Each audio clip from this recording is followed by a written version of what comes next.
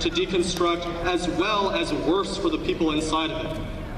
Even if the con team wins that our reform ideology is incompatible with a fundamentally open and utopian attitude towards reform and policing, certainly reform ideology can make these worst aspects of the prison system, things like indefinite detention for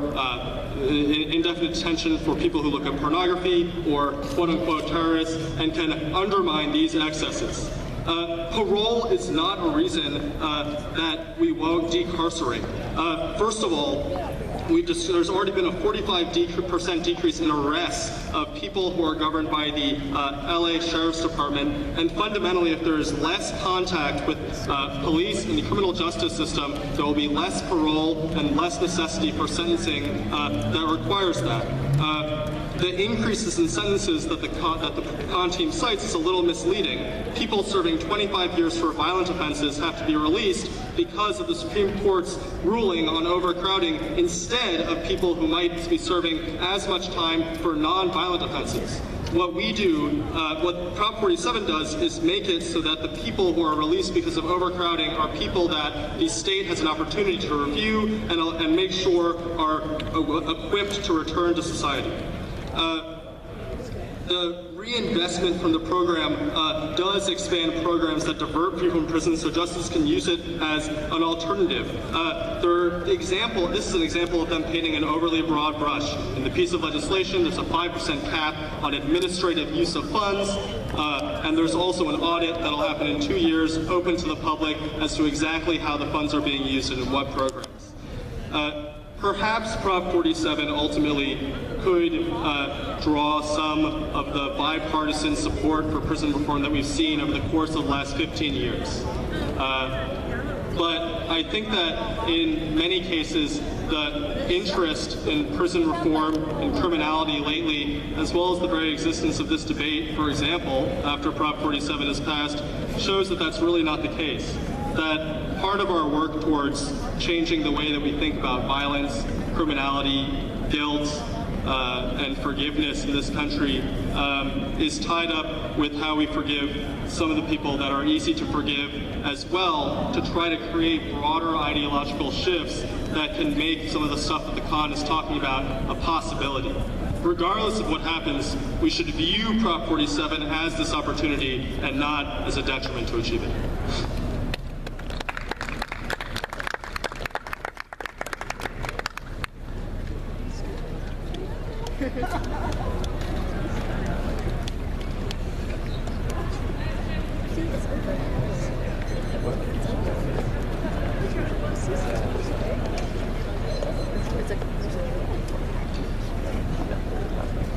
Being in support of reform does not mean that you support any reform that comes your way.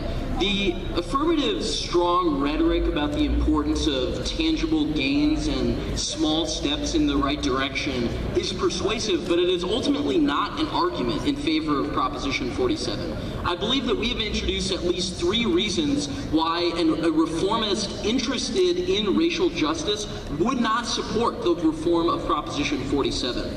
First, its mandate that the released offenders are put on parole does not guarantee anything, precisely because the National Institute of Justice reports that 75% of these parolees are reconvicted within 3 years. Thus, they will be held for a longer sentence as a repeat offender, making the problem of incarceration even worse. Additionally, all of the funds that will be saved are going to be allocated to the BSSC, an organization run by ex-law enforcement officials who use treatment programs and drug rehabilitation centers as code words for the exact same logic of criminality that structures the prison industrial complex. Third, violent offenders will be even further stigmatized by Proposition 47's distinction between criminals that deserve punishment and criminals that do not deserve it. This is exactly the public rebranding effort that the prison system needs. Think about the rhetoric of Harvard's last speech. We get rid of the worst parts. We're going to end solitary confinement. This is all part of a strategy to make the prison system more humane, to make it more palatable to liberal voters that want ultimately to support a racist system, but do not want to think that they're doing it. This is akin, if the affirmative's analogy to slavery is true, this is like banning the slave drivers from carrying whips, but still letting the entire slave estate operate fundamentally unchanged. Their focus on overcrowding and these most spectacular instances of prison violence is an obscuring of the larger institutional structure of domination that must be challenged first. Now, their claim that we are a utopian demand for prisons to end immediately and no short-term reform is valuable is simply a mischaracterization. Our quotation from Murakawa and Justice Now are both indicative of examples of reforms that can work towards the end of the prison system. In the first cross-examination, my partner gave a great example of a local organization in Oakland, Critical Resistance, that lobbied for the increase of a prison's healthcare budget beyond the capacity of the prison to support it. So they gave increased healthcare and health services to the prisoners until they eventually went over budget and the prison was closed. Such examples are short-term reforms that are designed with radical anti-prison interests in mind.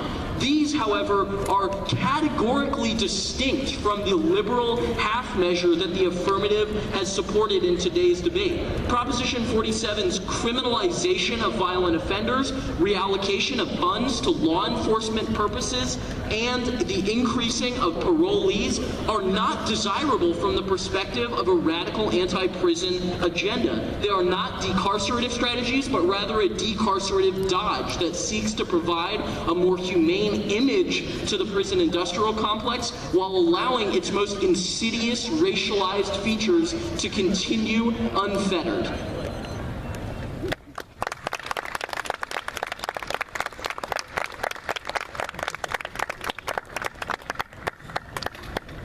All right, y'all, that was a debate. Give it up one more time for our fearless public speaker. Takes a bit of gumption to talk on the Savio steps in front of Cal. So right now, there's actually, we did schedule in like a 15-minute question and answer period. So anybody brave enough to come up to the steps with a microphone is welcome to ask some questions of our debaters, and we will give them.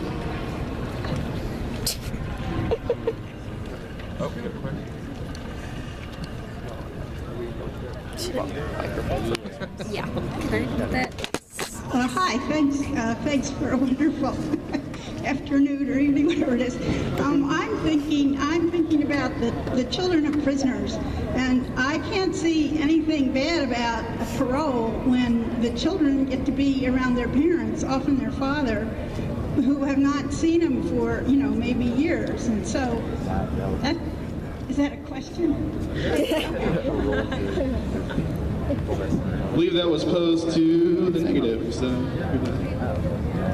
Well, I think it is important to consider the immediate impact of a shift from being a convict to being a parolee, but it is worth noting that parole is a very temporary, brief freedom, given that 75% of parolees are reincarcerated for a different crime before having the chance to serve their full term of parole, which was the National Institute of Justice statistic in the debate. But additionally, I think that there are other reforms that could work for something that was more freeing than parole for the prisoners to have perhaps a more legitimate opportunity to see their families. But I do agree that it's important that there isn't a significant notable difference between the prisoner's incarceration versus parole status. It's just that that's often a cover for reincarceration at a later date. Thank you. Other folk with questions? Is there any way you could, oh, sorry, where? Maybe we can come.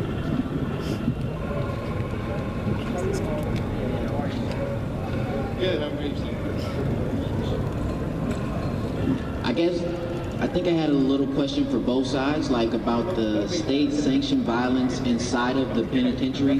For the negative, are you asserting that there's political assassinations inside of the penitentiary? And for the affirmative, are you saying that non-violent offenders are the ones who should like be moved out of the situation? Or like, where do you all stand on state-sanctioned violence as well?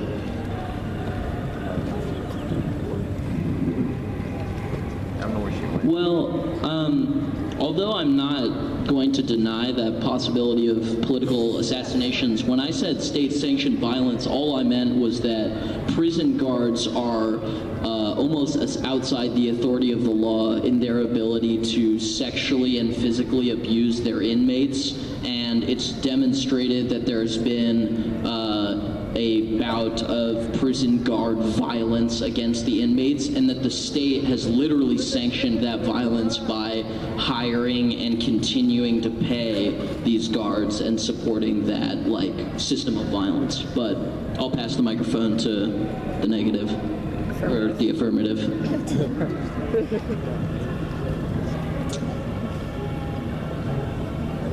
Well, we have to keep in mind that violence in prison is real, both violence of prisoners done to each other and the violence of correctional officers done to prisoners. However, as the affirmative, we tend to argue and tend to believe that a lot of this violence is a result of the particular conditions that prisons are in now.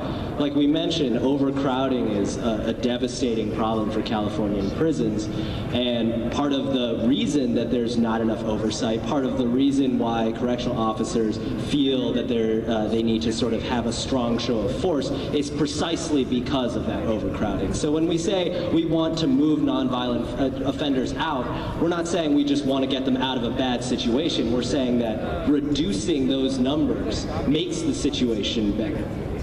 And I think David wants to say something as well. No, never mind. No, he doesn't.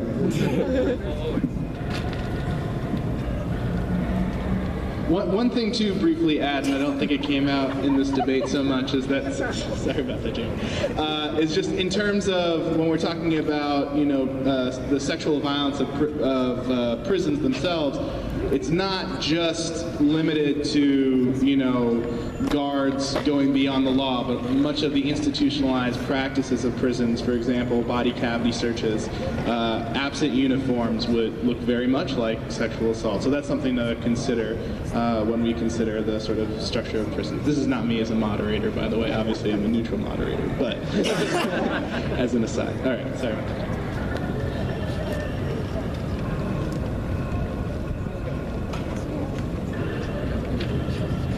All right, my question is either for either one, but more so on the affirmative because you're from Harvard and I work at Cal. So if you look up the definition of institutions, it starts off by saying it's a stable and valued reoccurring pattern. How do we allow an institution that was created and founded without the consideration and cultural needs of communities who have not given input to the effectiveness or viability or relatability of these systems?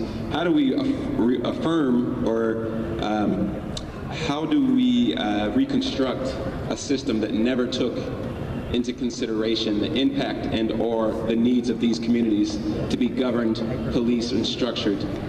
What are your thoughts around that? Does that make sense?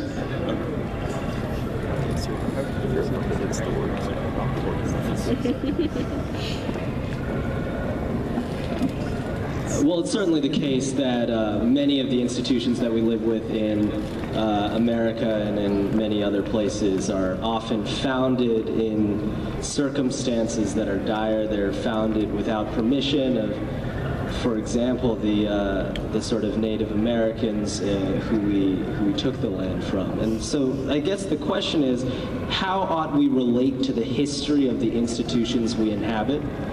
And it is definitely the case that our institutions are steeped in blood and they're steeped in violence, but I think it's important, and as the affirmative we've tried to embody this, to look forward, to look for ways that, yes, the prison system was conceived without the consent of a population that it now disproportionately affects.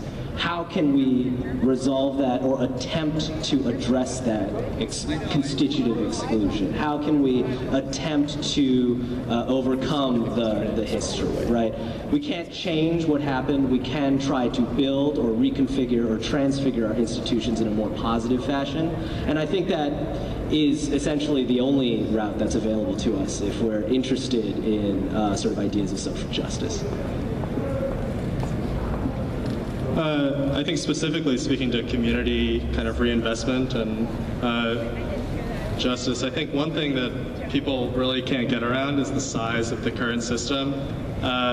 In that, I think, one thing is that a lot of people, especially maybe wealthier and whiter people, like having it externalized and kind of separate, not having to deal with community issues. But for example, there are already 10,000, the 10,000 inmates released by Prop 47 will be replaced by the 10,000 California inmates housed outside of California, which is, of course, an even greater restriction to things like seeing your children, or, there are increasing programs to make it so that visitations have to be done by Skype and things like that in prisons. And I think it's a failure to see people in prisons as a member of a community. Like, for example, I think there's one project, there are some blocks in New York that are completely absent, and the state spends $1 million a year on them each to incarcerate the individuals in them.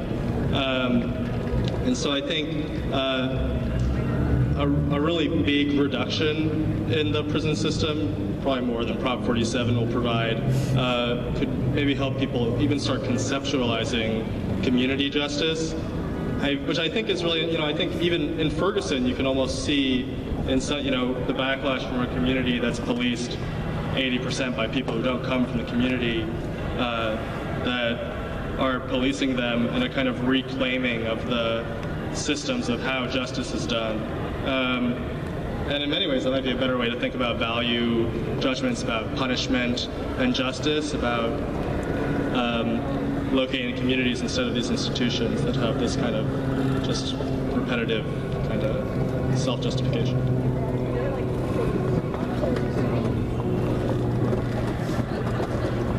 Anybody else have any questions for the debaters?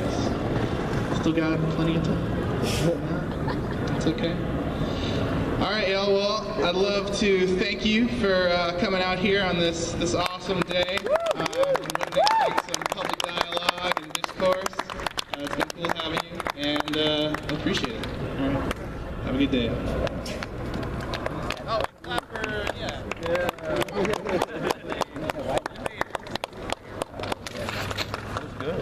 What do you think? Loved it. That was good. Yeah, that topic was